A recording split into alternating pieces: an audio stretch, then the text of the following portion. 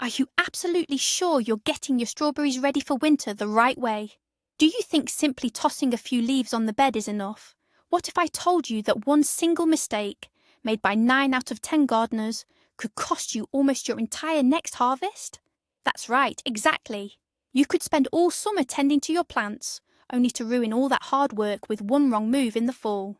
In this video, we'll break down 4 key steps that will transform your modest garden beds into a thriving berry patch. And I promise you'll discover the secret to not just surviving winter, but emerging strong, healthy, and ready to deliver a truly massive, almost unbelievably large harvest.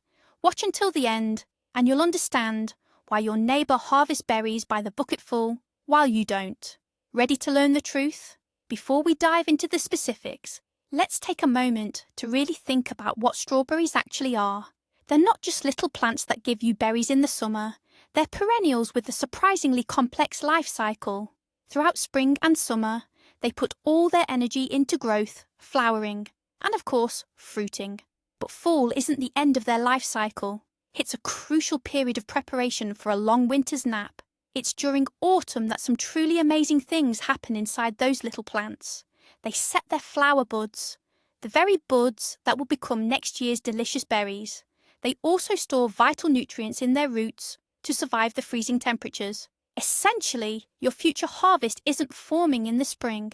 It's being set right now, in the fall. And our job isn't to get in the way, but to actively help the plants through this crucial process. Understanding this truly gives every step we discuss a deeper meaning. All right, let's kick off our preparation marathon. The first and most crucial step is a thorough cleanup. Imagine your strawberry patch is an apartment you need to get ready before the owners leave for a long trip. What's the first thing we do? You guessed it. We get rid of everything superfluous. Our goal is to remove all old, diseased, dry and discoloured leaves. These no longer benefit the plant. Instead, they serve as perfect winter homes for fungal spores and pest larvae. Next, we ruthlessly pull out every single weed. Not only do they steal precious nutrients and moisture from your strawberries, but they also compact the soil, preventing the roots from breathing properly. A clean, well-weeded bed is key to a healthy patch. At this stage, we're not just making things look neat, we're performing a crucial sanitation operation. This significantly reduces the risk of spring diseases by a good 50%.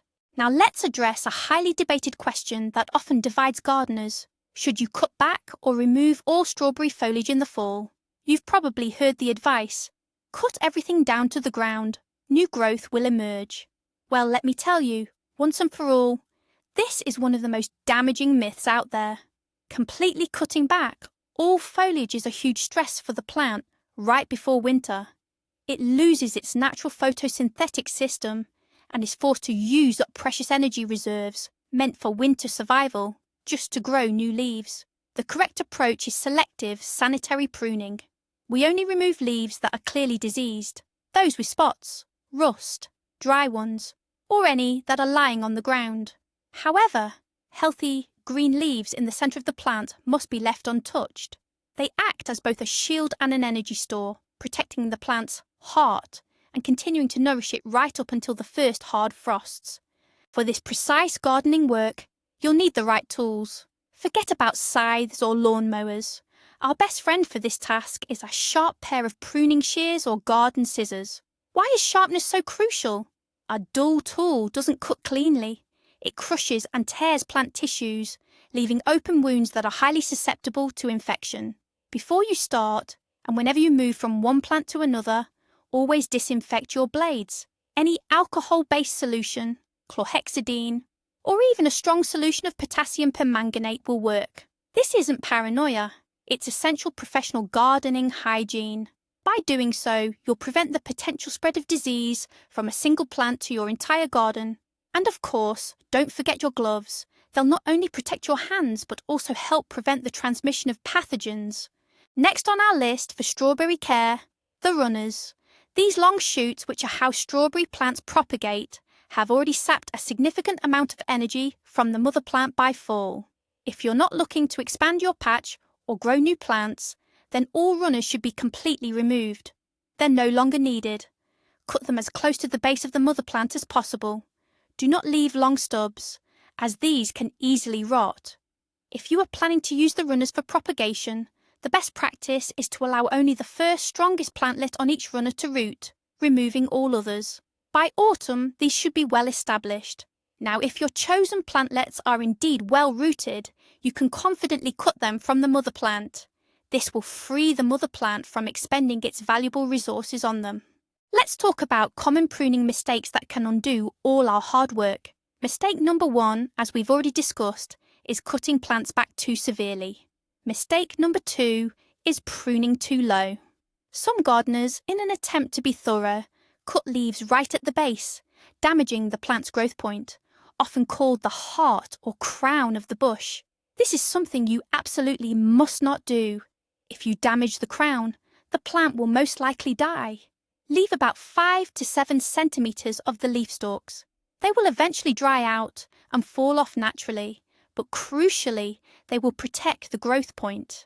The third mistake is leaving pruned leaves in the garden bed. It'll just decompose, many think. While that's true, you'll also be providing a cosy winter home for diseases and pests. All plant debris and foliage should be thoroughly collected and either burned or removed far away from your garden. With the garden beds clean and the plants breathing freely, it's time for the second crucial step, proper autumn feeding. And this is where it differs significantly from spring fertilization. While in spring we focused on nitrogen to encourage lush green growth, in autumn, nitrogen becomes our number one enemy. Nitrogen-rich fertilizers like urea, ammonium nitrate, or fresh manure will stimulate the growth of tender new leaves. These delicate leaves won't have time to mature before the first frost and will be the first to perish, ultimately weakening the entire plant. Autumn feeding serves two vital purposes: to strengthen the root system and to help establish flower buds for next year's harvest. And for these critical tasks, we turn to two other essential macronutrients, phosphorus and potassium. They are the true heroes of our autumn feeding strategy. Wondering what to feed your strawberry plants? You have two main options, organic or synthetic fertilizers. Ideally, a combination of both works best. When it comes to organic options, well-rotted compost or aged manure are your best friends. Simply spread a layer of about 1 inch or 2 around the base of your plants. This not only provides essential nutrients, but also significantly improves soil structure. Another fantastic organic source, especially rich in potassium, is wood ash. You can simply dust it around the base of your plants, aiming for about a cup per square yard or metre. If you prefer synthetic fertilizers, look for options like superphosphate for phosphorus and potassium sulfate or sulfate of potash magnesia, often called Sul-Po-Mag, for potassium. These are typically applied dry, spread evenly over the garden bed, and lightly worked into the soil. Always remember to follow the specific instructions on the product packaging for best results. When and how should you properly fertilize? The golden rule is never to fertilize dry soil. You risk burning the roots. First, thoroughly water the plant bed with plain water. Only then, on moist soil, apply your chosen fertilizer, whether it's dry granules or a liquid nutrient solution. If you're using dry fertilizers, sprinkle them in the rows between plants and around the base of bushes. Be careful to avoid the center of the plant's rosette. Then, gently work the granules into the topsoil with a small rake. If you're using a liquid solution, water strictly at the base of the plant, avoiding contact with the leaves. The optimal time for full feeding is late August or September, right after your main cleanup and pruning. This gives the plant enough time to absorb all the nutrients before the cold weather sets in. Aside from fertilizing, there's another essential autumn procedure involving water. It's called pre-winter deep watering. This is particularly important if you're experiencing a dry autumn. The main objective is to deeply saturate the soil, ensuring your plants have ample water reserves for a strong start in spring. Dry soil freezes much more severely and deeply than moist soil, which can lead to significant root damage and even death. You should perform this deep watering late in the fall, just before the arrival of consistent freezing temperatures, usually when the air temperature hovers around 0 degrees Celsius, 32 degrees Fahrenheit. Water generously, aiming to penetrate the soil to a depth of 30 to 40 centimetres, 12 to 16 inches. This isn't merely a light sprinkle from a watering can, it's a comprehensive, prolonged soaking. This moisture buffer will create more favourable conditions for your root systems to survive the winter comfortably. Let's pinpoint the critical fertilization mistakes that can prove fatal. The first, and most crucial, is using nitrogen. Let me reiterate, absolutely no fresh manure, chicken litter, or nitrates in the fall. This is a direct route to your plants, freezing over during winter. The second mistake is over-fertilization. It's always better to underfeed than to overfeed. An excess of salts in the soil can suppress the root system just as severely as drought. Always strictly follow the instructions on your fertilizer packaging. The third mistake is using chlorine-containing fertilizers such as potassium chloride. Strawberries are very sensitive to chlorine, which can severely stunt their growth. Always opt for chlorine-free alternatives like potassium sulfate. And remember, fall fertilization is not a sprint, it's a marathon. We're not providing nutrients for an instant boost, but rather creating a long-term reserve to sustain the plants through winter and into spring. The garden beds are tidied and the strawberries have been fed. You might think it's time to relax, right? Not quite. Now begins the third stage, a battle against an invisible enemy. Hordes of pests and disease spores are lying dormant, hidden for winter in fallen leaves, the topsoil, leaf axils, and even on the leaf stems. Strawberry mites, weevils, and the spores of grey mould, powdery mildew, and various leaf spots are all just waiting for spring. They're ready to unleash their full force on the tender young leaves and buds. Our task is to carry out preventative treatment now. We need to eliminate or at least significantly reduce the population of these freeloaders. Autumn treatment is even more critical than spring treatment because we're striking the enemy when they are most vulnerable and preparing for hibernation. Prevention is always better than cure, and often more cost-effective. Apply treatments on a dry, calm day, after you've thoroughly cleared your garden beds, but before you've applied any mulch. Ensure the air temperature is still above freezing, ideally no lower than 5 to 7 degrees Celsius for the products to work effectively. Spray very thoroughly, covering every plant from all angles. Pay particular attention to the undersides of the leaves and the plant's central rosette. However, your treatment isn't complete without also treating the soil itself in the garden beds and between rows, as this is where the vast majority of pests and diseases lurk. This comprehensive approach provides your plantings with a healthy, vigorous start in spring. Now let's talk about our arsenal. For combating fungal diseases like leaf spot and rot, copper-based treatments are exceptionally effective. The classic choices include a 1% solution of Bordeaux mixture or copper sulfate. These create a protective barrier on leaves and soil, preventing fungal spores from germinating. If you prefer more modern systemic fungicides, options like Chorus or Score are excellent, as they remain effective even in cooler temperatures. For pest control, targeting mites, weevils, and other common invaders, you'll want to use insectoacaricides. Brands like Actara or Fufanon Nova are good examples. You can even combine treatments by preparing a tank mix of a fungicide and an insecticide, provided their instructions permit this. This approach can save you valuable time. And don't forget about soil treatment. This is a critically important step that many gardeners overlook. After you've sprayed the plants themselves, generously drench the soil in your garden beds with the same fungicide solutions. This helps eliminate overwintering fungal spores and dormant stages hidden in the soil. For further soil health and remediation, you can also utilize biological preparations, such as those based on trichoderma or Bacillus subtilis, often found in products like phytosporin or trichosin. These are typically applied to the soil in liquid form. These beneficial microorganisms actively suppress the development of pathogenic microflora. Biological preparations are an excellent choice for organic gardening enthusiasts. However, they must be applied while the soil is still warm enough for these beneficial organisms to establish and become active. Now let's debunk another popular and very dangerous myth. Hard frost will kill all pests and diseases. Unfortunately, that's simply not true. Our pests and pathogens have evolved over millennia to survive our climate. They hide deep in the soil, under clumps of earth, and within plant debris, places where frost cannot reach them. What's more, a blanket of snow actually provides them with an ideal warm blanket. So, relying on general frost is essentially like hoping for dumb luck.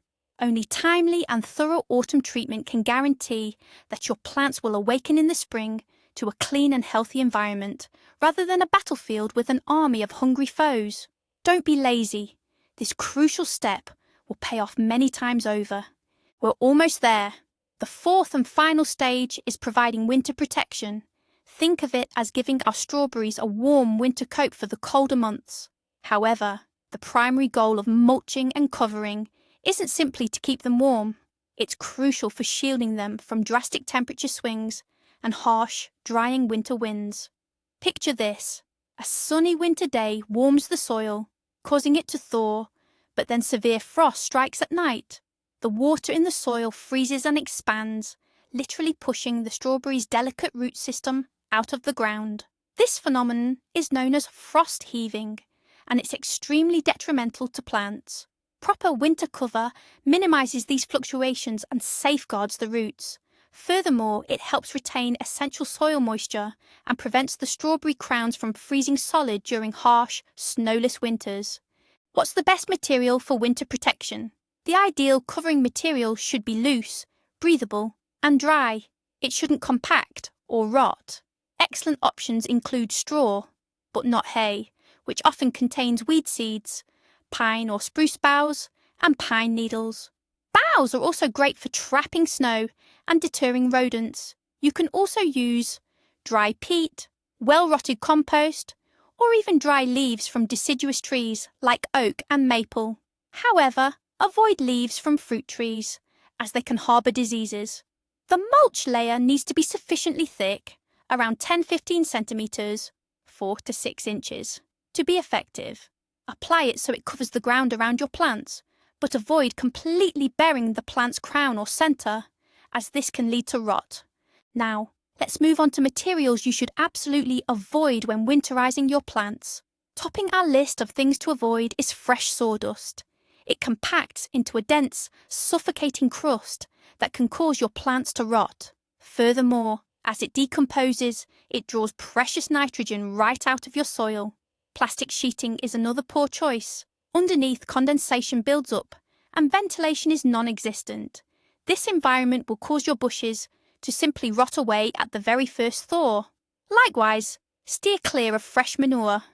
It will not only burn your plant's roots, but can also become a breeding ground for fungal diseases.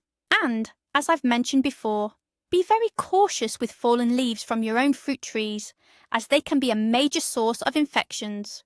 Choosing the right material is truly half the battle when it comes to successful winter plant protection. Timing is everything when it comes to winterizing your strawberries. The golden rule here is, it's better to cover them a little late than too early. If you apply mulch or covers too soon, while warm days are still lingering, your plants can actually rot or smother underneath. This condition, sometimes called winter rot or suffocation, can be just as damaging as freezing. Instead, wait until you start experiencing consistent, light nighttime frosts and the top layer of soil has had a chance to lightly freeze. This typically occurs in late October or November, depending on your specific climate and region. In fact, a light frost will actually benefit your strawberry plants, helping to harden them off and prepare them for the colder months. Once this has happened, choose a dry day to apply your winter cover. Don't rush the process. Always keep a close eye on the weather forecast. Here's a crucial final tip, especially for those in areas with harsh or low snow winters. It's about creating an additional layer of air insulation. Once your garden beds are mulched, you can install low hoops above them and drape them with a non-woven fabric, like spun bond or horticultural fleece, with a density of 40 to 60 grams per square metre. It's crucial that the material doesn't lie directly on the plants. There must be an air gap. Remember, air is the best thermal insulator. This setup creates an ideal microclimate protecting your plants from icy winds and harsh frosts. Make sure to firmly secure the edges of the material to the ground with stones or boards, preventing it from being blown away by strong winds. With this kind of double-layered protection, your strawberries will thrive as if they were in a 5-star hotel, and come spring, they'll reward you with vigorous growth and a stunning bloom. So, let's recap. Our journey to a massive strawberry harvest involved 4 simple yet critically important steps. First, we gave our garden a thorough clean-up, removing all diseased and unnecessary growth. Second, we provided the right autumn nutrients, a good feed of phosphorus and potassium, while completely steering clear of harmful nitrogen. Third, we declared total war on pests and diseases by applying preventive treatments. And fourth, we tucked our strawberries into a warm, breathable coat, a protective layer applied at just the right time. The most crucial aha moment in strawberry care, which many gardeners miss, is understanding that autumn care is fundamentally different from spring care. In autumn, we don't stimulate new growth. Instead, we help the plants go dormant, healthy, and well-fed. This shift in mindset is what separates an amateur gardener from a true professional. Thank you for watching this video all the way to the end. I'm confident your strawberries are now in excellent hands. Be sure to subscribe to the channel and give this video a thumbs up if you learned something new. Now a question for you. What's your favourite strawberry variety? And do you have a secret tip for getting them ready for winter? Share your experiences in the comments below. Let's learn from each other.